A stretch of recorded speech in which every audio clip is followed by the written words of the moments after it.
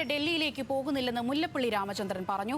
മുഖ്യമന്ത്രി തർക്കത്തിൽ നേതൃത്വത്തെ നിലപാട് അറിയിക്കുമെന്നും തർക്കം വിജയത്തിന്റെ ശോഭ കെടുത്തുന്നതിനുള്ളതാണെന്നും മുല്ലപ്പള്ളി രാമചന്ദ്രൻ പറഞ്ഞു. വിവരങ്ങളുമായി പ്രസാദ് കൂടി നമ്മളോടൊപ്പം ചേരുന്നുണ്ട്.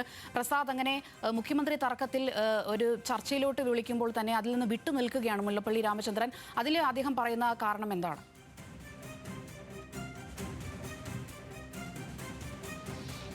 ഇക്കാര്യത്തിൽ വലിയ അതൃപ്തി കോൺഗ്രസ് സംസ്ഥാന നേതാക്കൾക്കിടയിൽ തന്നെ വലിയ അതൃപ്തി ഉണ്ടായി തുടങ്ങുന്നു എന്നുള്ളതാണ്. മുൻ KPCC പ്രസിഡന്റുമാരും ഇക്കാര്യത്തിൽ നേരത്തെ തന്നെ ശരത്ത് പറയുന്നത് പോലെ നിലപാട് അറിയിച്ചിട്ടുള്ളതാണ്. എന്തായാലും ഇക്കാര്യത്തിൽ നേരിട്ട് ഡൽഹിയിൽ പോയി ഇക്കാര്യം അറിയിക്കണമെന്ന് താല്പര്യപ്പെടുന്നില്ല എന്നുള്ളത് തന്നെയാണ് മുല്ലപ്പള്ളിയിൽ നിന്ന് നമുക്ക് മനസ്സിലാക്കാൻ കഴിയുന്നത്. നേതൃത്വം സമീപിച്ചു കഴിഞ്ഞാൽ തന്റെ നിലപാട് ഇവിടെ നിന്ന് തന്നെ അറിയിക്കും. അത് നേരത്തെ തന്നെ പറഞ്ഞിട്ടുള്ളതാണ്.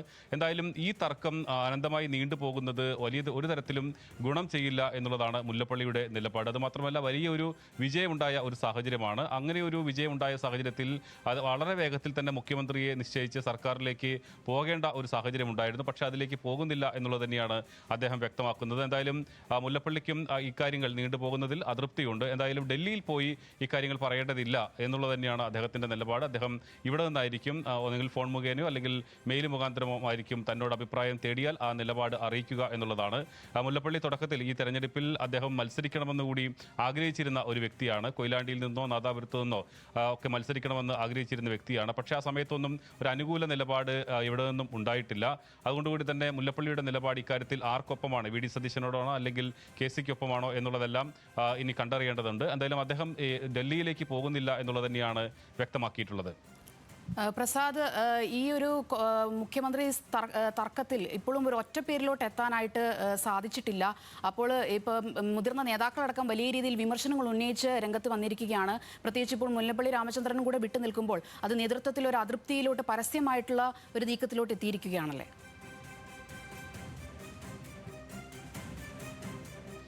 തീർച്ചയായും. കാരണം ഇപ്പോൾ ഇന്ന് 8 ദിവസമായിരിക്കുന്നു തെരഞ്ഞെടുപ്പ് ഫലം വന്നു കഴിഞ്ഞിട്ട്. വലിയൊരു വിജയം ഒരുപക്ഷെ സമീപകാലത്തൊന്നും തന്നെ അല്ലെങ്കിൽ കോൺഗ്രസിൻ്റെയോ UDFൻ്റെയോ ചരിത്രത്തിലില്ലാത്ത വിധം വലിയ വിജയമുണ്ടായിട്ട് പോലും ഒരു മുഖ്യമന്ത്രിയെ വളരെ വേഗത്തിൽ നിശ്ചയിക്കാൻ കഴിയാത്തത് തന്നെയാണ് ഈ അതൃപ്തിക്ക് കാരണമായി മാറിയിട്ടുള്ളത്.